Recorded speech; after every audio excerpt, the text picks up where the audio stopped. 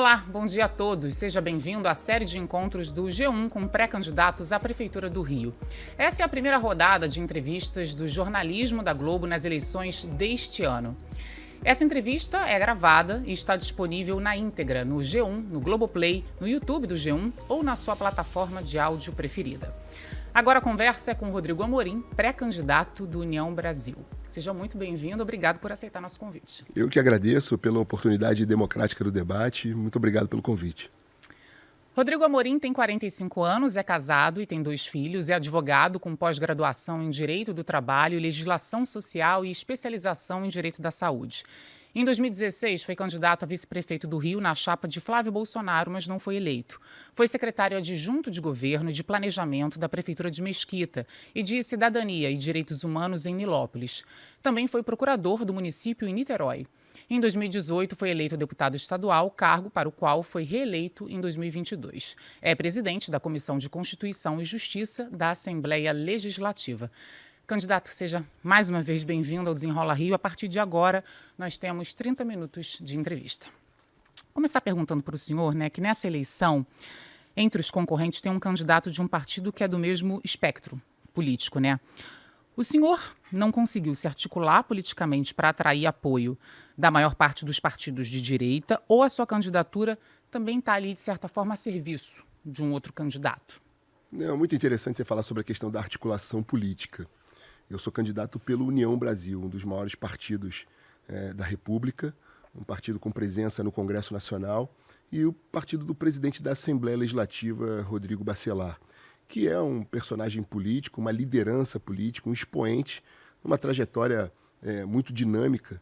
Foi secretário de governo, chegou à presidência da Assembleia Legislativa e é reconhecido por 2 características. Primeiro, é um cara que cumpre palavra.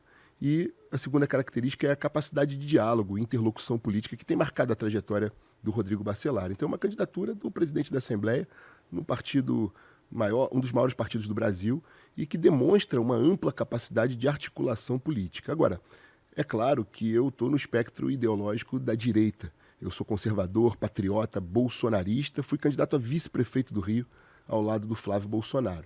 Mas não pode provocar uma certa estranheza para o eleitor, porque, tendo em vista até seu próprio irmão, o vereador Rogério Amorim, ele declarou o voto no candidato do PL. Como é que o eleitor vai entender isso? A gente vive esse momento no Brasil uma profunda dicotomia ideológica, o que eu considero salutar.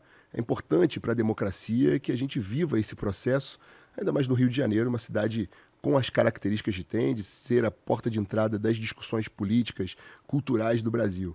É uma tendência que tem acontecido no mundo, essa polarização, e eu sou fruto dessa polarização. Eu fui o deputado mais votado em 2018 no estado do Rio, mais votado na cidade do Rio de Janeiro, e devo isso a Flávio Bolsonaro, ao presidente Jair Bolsonaro. O que acontece no Rio nesse momento é que nós temos, além da polarização ideológica, uma antecipação do processo de 26. Afinal de contas, a retomada do Brasil, eu tenho dito isso em todos os lugares, a retomada do Brasil vai partir dessa eleição e daqui do Rio de Janeiro. Há um prefeito que se autodeclara soldado do Lula. Ele escolheu a vertente ideológica dele. O prefeito Eduardo Paes é de esquerda.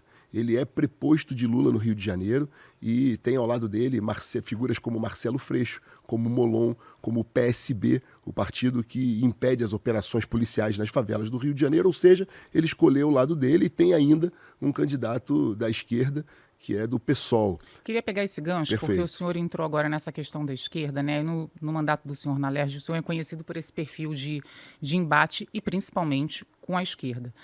Caso seja eleito, como é que vai ser o diálogo com o governo federal? Porque hoje, comandado pelo PT. Ainda nessa questão ideológica, e obviamente já respondendo a sua pergunta, nós temos então um posicionamento muito claro das figuras da esquerda, que tem um plano para o Rio de Janeiro de transformar a nossa cidade num escritório, num bunker da esquerda. Por outro lado, há uma candidatura conservadora de direita do meu amigo, meu irmão, delegado Ramagem. Você citou que o meu irmão Rogério Amorim, vereador da cidade do Rio de Janeiro, um dos pouquíssimos vereadores de oposição, ali ao lado do vereador Carlos Bolsonaro, na Câmara do Rio, é o líder do PL, escolhido pelo presidente Bolsonaro. Foi o presidente Bolsonaro que o escolheu como líder do PL, referendado pelo vereador Carlos Bolsonaro. Meu irmão é líder do PL, candidato à reeleição. Isso mostra de forma muito objetiva. Nós precisávamos estabelecer uma frente de centro-direita capaz de deter o avanço da esquerda e apresentar propostas para o Rio de Janeiro dentro da nossa pauta, como, por exemplo, a segurança pública. Mas já que o senhor elogia tanto outro candidato, por que vocês não estão juntos nessa eleição? Era fundamental formar uma frente conservadora no Rio. Com mais candidaturas. Com outras candidaturas e com visões de pautas que nós entendemos cruciais para o Rio. Eu, por exemplo, enxergo que os dois principais problemas da cidade, o problema que mais nos aflige, sem dúvida nenhuma, é a segurança pública. Atinge todas as classes sociais, todos os bairros. A gente vai entrar, perdão por interferir, mas a gente vai entrar nesse assunto. Eu só queria voltar um pouquinho para a pergunta que eu fiz aqui. Como é que vai ser o diálogo com o governo federal? A solução da segurança pública passa, por exemplo, e é um dos motivos de diálogo, pelo município respeitar o seu papel constitucional. Não pode fazer igual o prefeito atual que lavou as mãos. Mas para isso é necessário diálogo com o governo do Estado, com as forças de segurança estaduais e com o governo federal. Então o senhor vai dialogar também com o governador Tarcísio tem demonstrado essa capacidade. Em São Paulo, por exemplo, ele tem uma vertente ideológica muito clara, mas isso não o impede de dialogar com o governo federal e também com os municípios. E, por óbvio, existe uma ampla representação da base conservadora em Brasília e nós utilizaremos os senadores nossos, o senador Flávio Bolsonaro e toda a nossa base em Brasília para manter um diálogo institucional com o governo federal e, sobretudo, aqui no governo do Estado, fazer essa interação, principalmente no que se refere à segurança e às forças policiais do Estado. Então, o eleitor não precisaria se preocupar com o isolamento do Rio de Janeiro, por exemplo, e com não diálogo com o governo federal, porque fato é que hoje a gente tem muito investimento do governo federal e o Rio de Janeiro acaba, de certa forma, dependendo. A gente pode citar aí vários projetos, Morar Carioca, projetos de habitação, enfim, vem dinheiro do governo federal. O eleitor não precisa temer isso. Se você me permite apenas uma pequena parte na sua fala, eu trocaria a palavra investimento por endividamento. Esse dinheiro do governo federal, ele não é dado ao município. Na verdade, eles têm uma aliança e o Rio de Janeiro está contraindo empréstimos irresponsáveis que elevam a nossa dívida ao patamar de 26 bilhões de reais para as próximas prefeituras, para as próximas gerações da Prefeitura do Rio de Janeiro. Mas fato é que como esse dinheiro vem, muita gente acaba dependendo também do que é feito aqui na cidade. Vamos passar para um próximo assunto que o senhor fala bastante, que é segurança pública, falando de guarda municipal. Na convenção que oficializou a candidatura do senhor, o senhor disse que iria acabar com a Secretaria de Ordem Pública e transformar a guarda municipal em polícia municipal com agentes armados no combate ao crime. Como é que seria isso? Olha, o prefeito do Rio de Janeiro, Eduardo Paes, ele lavou as mãos no que diz respeito à segurança pública. Ele próprio disse isso textualmente. Ele insiste em falar que a competência da segurança não é do município, algo que eu refuto com veemência. Está na Constituição Federal, artigo 144, o papel institucional do município, do Estado e do governo federal no sistema de segurança pública. Portanto, nós temos um aparato de segurança que não é respeitado. O Ramagem falou no debate que a tropa é o espelho do seu comandante. E hoje, infelizmente, a gente tem uma guarda municipal que está subutilizada e está com uma missão deturpada da sua missão original.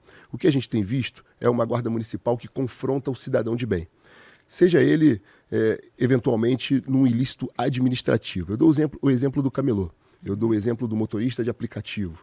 O que a gente vive hoje em frente ao Santos Dumont, uma porta de entrada fundamental para negócios e turismos da nossa cidade, é um absurdo. E o senhor, se eleito, pretende aumentar esse efetivo? Aumentar o efetivo da guarda. Nós temos a capacidade para atingir 14 mil homens. Nós já temos um concurso de 2012, eu tenho sido marcado na minha trajetória política, no mandato na Assembleia Legislativa, como padrinho do concurso público. A gente tem um concurso de 2012 que podemos aproveitá-los imediatamente e chamar boa parte dessas pessoas que querem ingressar na carreira, aumentar o efetivo, realizar outros concursos, chegar a 14 mil homens. E em relação à escala, porque houve a mudança também de escala que foi alterada para 36 horas de descanso, 12 horas de trabalho, em vez de 60 horas de descanso como era antes. O senhor alteraria também? Como seria essa questão? Segurança pública pressupõe ostensividade nas ruas. E a gente hoje, infelizmente, na região da Grande Tijuca, há 7 guardas municipais por dia para atender toda a região da Grande Tijuca. Isso é um absurdo. A gente precisa de agentes de segurança, policiais municipais nas ruas, como acontece em Buenos Aires, como acontece em Medellín, como aconteceu em Nova York. A gente houve uma falácia. O prefeito, que não cumpre as promessas eleitorais, por ocasião da outra eleição, disse que não mexeria na escala. Ele mexeu, prejudicou o guarda que efetivamente está na ponta e definitivamente não trouxe mais policiais. E quantos seriam necessários? O senhor tem um levantamento sobre isso? O próximo prefeito do Rio de Janeiro precisa tratar com seriedade a segurança pública. Eu proponho, inclusive, de transferir a sede do gabinete do prefeito para a sede da Guarda Municipal em São Cristóvão, transformar a Guarda Municipal em Polícia Municipal. Existe hoje um efetivo de 7 mil homens na Guarda.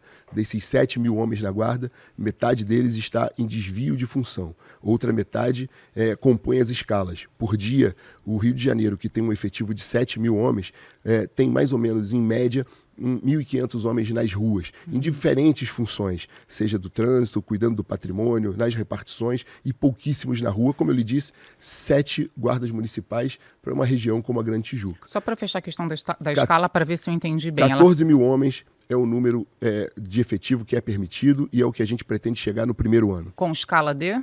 Com a escala, mantendo a escala. Mantendo a escala, mas, porém, dando melhor condição de trabalho ao guarda. Agora, a Guarda Municipal hoje, ela fica baseada debaixo de viaduto. A gente precisa dar efetividade, transformar a Guarda Municipal, botar a Guarda Municipal na rua, com equipamentos, com viaturas, com arma de fogo, instituir o que eu chamo de rondas especiais de brigadas urbanas. Fazer todo o processo de policiamento, contribuindo para a segurança pública, combatendo aquele crime de menor potencial ofensivo e liberando as forças do Estado para o combate ao crime organizado. Vou dar uma pausa no assunto de segurança pública, depois a gente pode até retomar novamente. Vamos falar de diversidade. O senhor foi condenado pelo Tribunal Regional Eleitoral do Rio por violência política de gênero contra a vereadora de Niterói, Beni Brioli, do PSOL. A pena de 1 ano e 4 meses de reclusão, que foi convertida em prestação de serviços para ajudar pessoas em situação de rua, multa de 70 salários mínimos. Foram 4 votos a 3. O senhor recorreu e a Justiça Eleitoral ainda vai julgar. Dependendo do desenrolar dessa ação, a sua candidatura pode até ficar sob júdice. O caso, como dissemos, vai ser decidido ainda pela Justiça, a gente sabe. Mas a nossa pergunta é, o senhor se arrepende de ter se envolvido nessa discussão? Olha, oportunidade importante de poder esclarecer esse caso. Claro que a nossa pauta aqui é o Rio de Janeiro, mas esse é um tema fundamental. Em primeiro lugar, uma pequena correção. Eu não recorri ainda, porque o acórdão, a minha primeira instância, acaba sendo um órgão colegiado por conta do foro, de prerrogativa da minha função parlamentar, mas a minha primeira instância ainda é o Tribunal de Justiça. Essa decisão, que na verdade foi um empate, e inclusive há um aspecto processual, porque teve uma alteração na lei federal, dizendo que nos casos de empate prevalece o voto em prol do réu. Então isso vai ser analisado. O que tem hoje é um embargo com efeito infringente, que não é o recurso, portanto ainda está em primeira instância. Por óbvio, se prevalecer o entendimento de condenação, eu vou recorrer para todas as instâncias, mas é importante dizer as circunstâncias que aquilo aconteceu. Foi no plenário da Assembleia Legislativa, portanto, num dia de maior embate ideológico, no auge da pandemia, onde estavam sendo votadas questões como lockdown, como vacinação obrigatória. As galerias da Assembleia estavam repletas de pessoas, de mulheres que estavam ali, senhoras, que estavam ali defendendo o seu ponto de vista. A vice do candidato do PSOL, deputado estadual, ofendeu as mulheres, chamando as mulheres de vaca. E eu, obviamente, saí em defesa. Além disso, havia pautas que eu considero repugnantes por conta da esquerda, como, por exemplo, dizer que crianças na mais tenra idade, com 6 anos de idade, possa escolher o seu sexo livremente à revelia dos pais. Tá, mas as circunstâncias não poderiam justificar uma fala... O processo se deu em razão de uma fala de um deputado eleito, mais votado no Estado, na tribuna, no microfone da Assembleia, defendendo aquilo que as pessoas que me elegeram, conservadoras, querem que eu faça. Em 2018, por ocasião dos debates eleitorais, eu disse que me posicionaria sempre em favor daquilo que eu acredito que é a pauta conservadora. Então, eu saí não se no arrepende? embate, aquela circunstância que levou a essa denúncia, ela, infelizmente, foi um corte de 15 segundos de uma Assembleia Legislativa, de um dia de sessão que durou 4 horas. Então, obviamente, que a gente está vivendo, infelizmente, num país em que as opiniões estão sendo criminalizadas, e aí é importante que você que nos assiste possa fazer uma referência à Venezuela. Veja o que está acontecendo na Venezuela. Milhares de pessoas presas, 1.000 pessoas mortas em 24 horas, e se a gente não fizer uma intervenção rápida, e por isso a importância da formação de uma frente conservadora, o Rio de Janeiro caminha a passos largos para a venezuelização, assim como está acontecendo no Brasil. Só para a gente fechar esse assunto, entendi que o senhor falou que foram 15 segundos, mas em relação a esses 15 segundos, o senhor se arrepende dessa fala? É importante entender o contexto. A Sim, fala estava dentro falou, de um contexto. Mas o senhor se arrepende ou não? Não arrepende. Se defender as pautas conservadoras, se defender sexualização de criança, se defender que crianças de 6 anos de idade possam escolher o seu sexo livremente à revelia dos pais, rende processo, eu estou Mesmo disposto... cometendo algo como violência política de gênero. Essa é outra questão. O embate, eu não impedi o exercício do mandato de absolutamente ninguém. Como um deputado estadual vai impedir o mandato de uma vereadora em outra casa legislativa? É uma forçação de barra, é um apelo ideológico. Infelizmente, o Brasil está sendo vítima desse processo e que forçaram barra para um crime de violência política de gênero que definitivamente não existe. Os conservadores defendem a liberdade, inclusive a liberdade sexual. O que o indivíduo faz com a sua sexualidade é competência exclusivamente dele, não me diz respeito nem a ninguém. Eu defendo a liberdade como um bom conservador. Como continuar um pouco nesse assunto, como é que o senhor pretende também convencer os eleitores da comunidade LGBTQIA+, por exemplo, de que respeitará, caso eleito, todos os direitos conquistados por eles? Eu fui secretário de Cidadania e Direitos Humanos numa das regiões mais críticas do Brasil, que é a Baixada Fluminense. Ali eu instituí a primeira Casa da Mulher no Rio de Janeiro, na Baixada Fluminense. Algo pioneiro, de vanguarda e que visa justamente respeitar a inclusão, o direito da mulher, as peculiaridades, o combate à violência contra as mulheres. Então, em razão disso... É que a gente não está falando de mulheres, né? Pois a gente está falando da comunidade LGBTQIA+. A gente está falando de gênero, a gente está falando de inclusão, está falando de diversidade.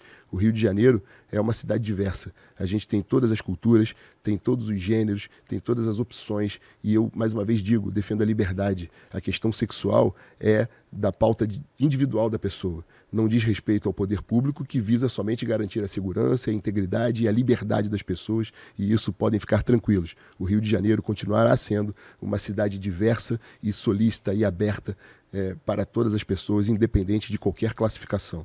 A gente quer trazer as pessoas, unir as pessoas e não dividir mais o Brasil nem o Rio de Janeiro. Passar para um próximo assunto, educação. O Sindicato dos Professores da Rede Municipal tem hoje uma série de reivindicações, em relação à carreira, querem repor as perdas salariais que desde 2019 chegam a 21,49%, segundo o Diese, querem negociar também com o próximo gestor para chegar a um aumento real nos próximos 4 anos, superando a reposição da inflação. Se eleito, quais são as propostas do senhor para a educação? Importante a pauta do professor e, consequentemente, do servidor. Na Assembleia Legislativa eu tive a oportunidade, como tenho hoje, de presidir a CCJ, que é a comissão mais importante de qualquer parlamento. Anteriormente presidi a Comissão de Orçamento. Na Comissão de Orçamento tive a possibilidade de ser o relator de orçamento que elevou o salário dos policiais militares no Estado, garantindo recursos para o chamamento de concurso público, e também presidi outra comissão, que é a Comissão de Servidores Públicos. Nessa oportunidade, eu dialoguei com diversas categorias. Fui o relator da Lei Orgânica da Polícia Civil, da Polícia Penal, garantindo direitos para os servidores da segurança. O servidor público é o maior patrimônio da Prefeitura do Rio, infelizmente largado pelo atual prefeito. A discrepância da remuneração para a inflação é de mais de 20% nas categorias. A gente precisa rever isso, obviamente, e há recursos. O fato é valorizar o servidor, o nosso maior patrimônio, ter professor que seja respeitado em sala de aula. Agora, o que a gente não pode ter é uma educação com cavalo taradão. Sexualização para as crianças dentro de sala de aula e, pasmem, crianças sentadas em caixote. A Prefeitura do Rio de Janeiro permite que as nossas crianças sentem em caixote. Então o senhor faria mais investimentos, daria esse aumento também? Qual que seria o impacto disso no orçamento? Investimento para servidor público, professores.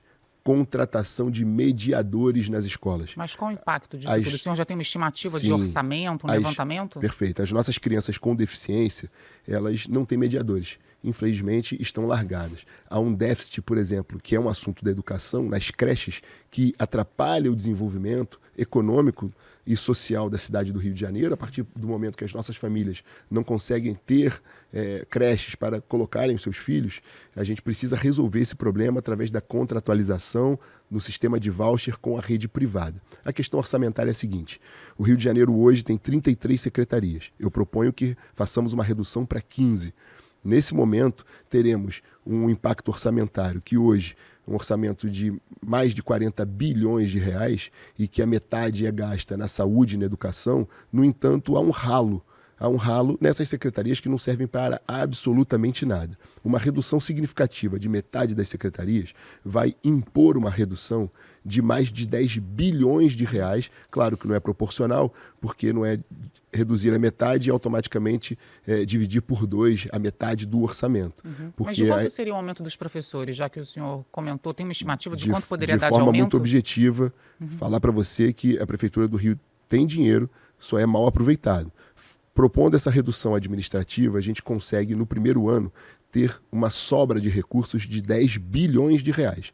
Com esses 10 bilhões de reais, é possível, num primeiro momento, dialogando com as representações das categorias, propor, por exemplo, a redução das perdas inflacionárias, que dá uma casa de aproximadamente 20%. Sim. Aí é uma questão de diálogo, uma questão de planejamento, ainda que seja de forma escalonada, poder repor esses 20% ao longo do mandato. Só para continuar aqui no assunto educação, o senhor defende muito o modelo das escolas cívico-militares também, né? Entre as suas propostas, alguma meta para a adoção desse modelo no município? Sim, no primeiro ano letivo, a adoção de pelo menos 10 escolas no modelo cívico-militar. Uma escola que prevê o respeito à disciplina, o resgate do patriotismo e do cumprimento de tarefas. Não há acréscimo de investimentos. A gente já tem uma capacidade instalada de mais de 1.500 escolas no município. 1.556, para ser mais exato.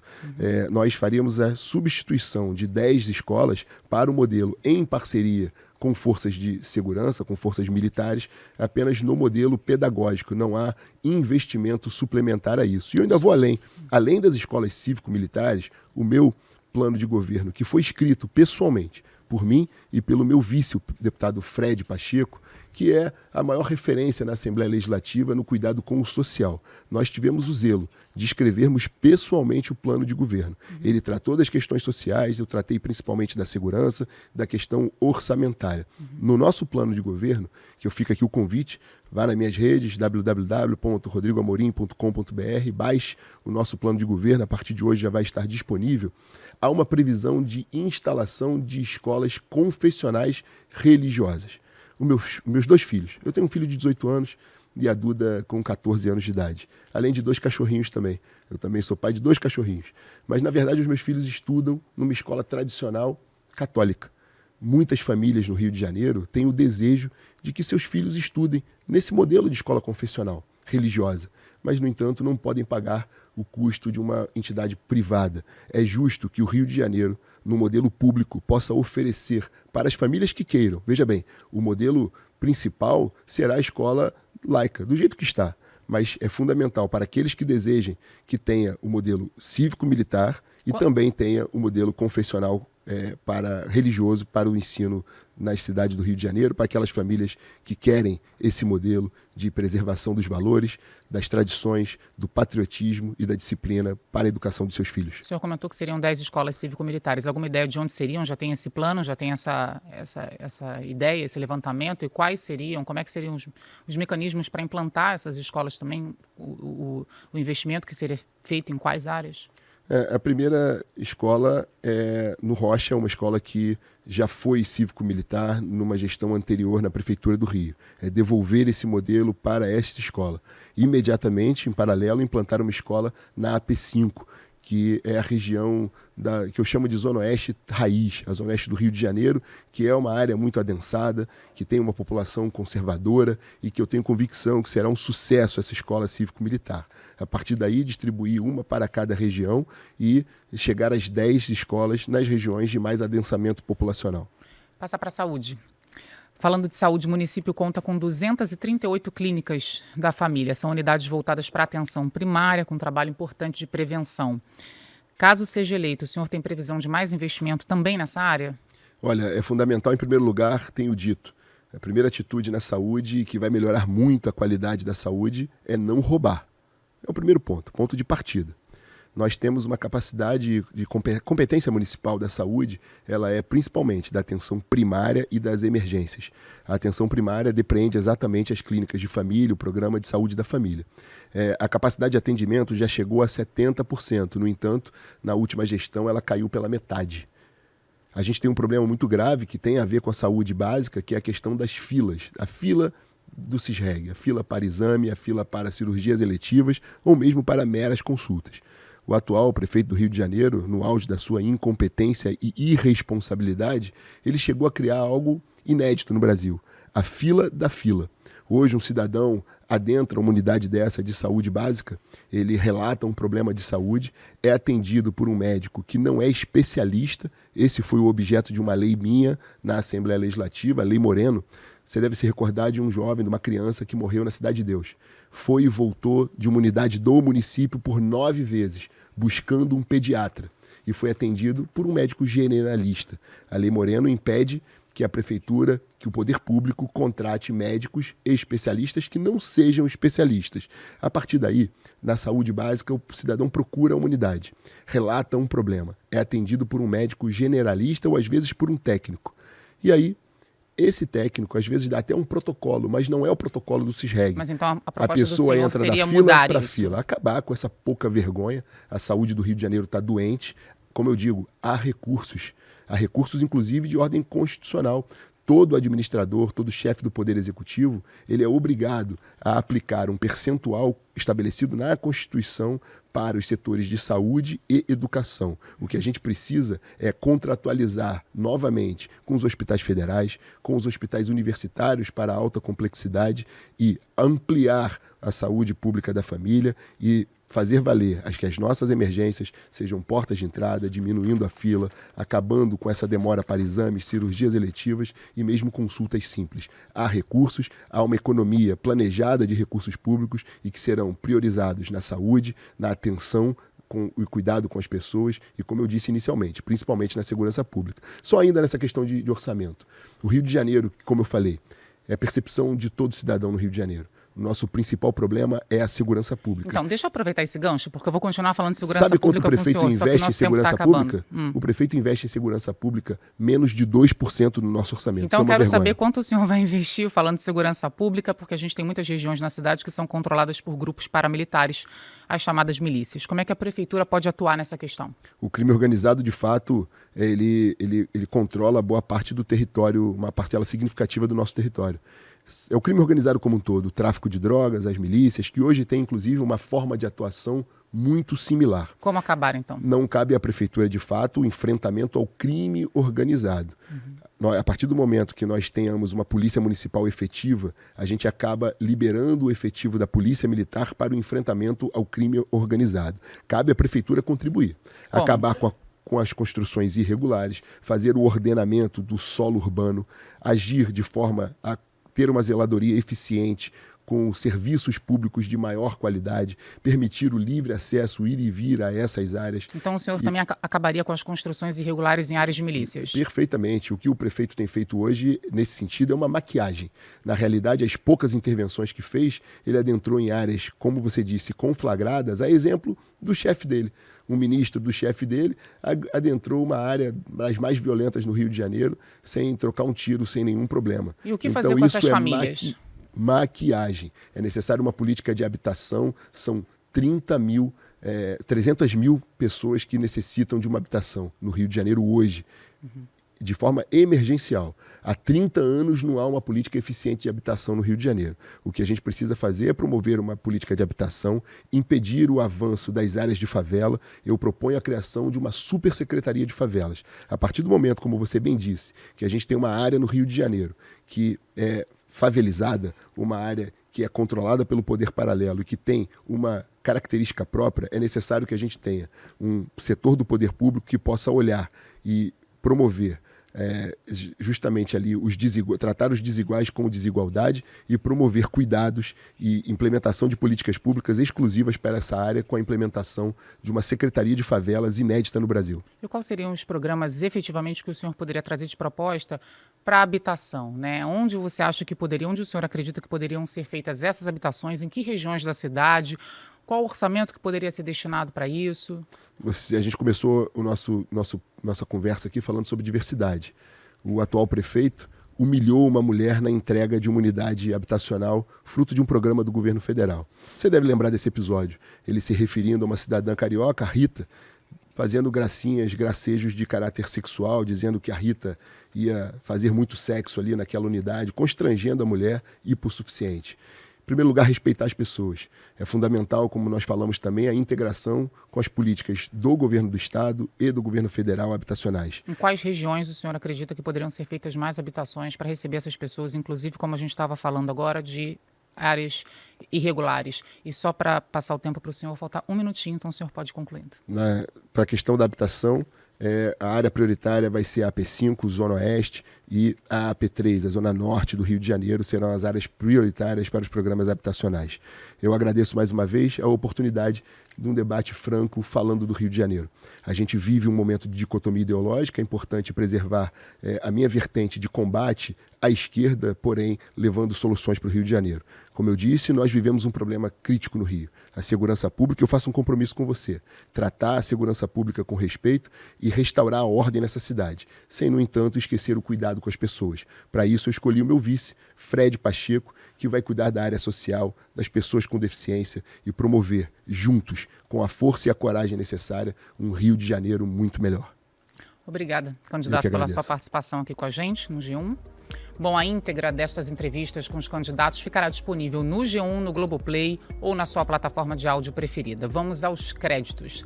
A coordenação executiva da série é de José Rafael Berredo. A produção é de André Coelho, Cláudia Loureiro, Marco Antônio Martins e Raoni Alves. A finalização é de Viviane Mateus. Na coordenação de vídeo, Tatiana Caldas, e na direção de imagem, Gustavo Vanderlei e Mário Oliveira.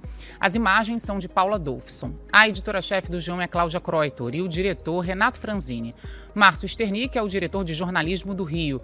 Na direção de jornalismo da Globo, Miguel Ataíde. Diretor responsável, Ricardo Vilela. Eu sou Mariana Queiroz e fico por aqui. Até a próxima.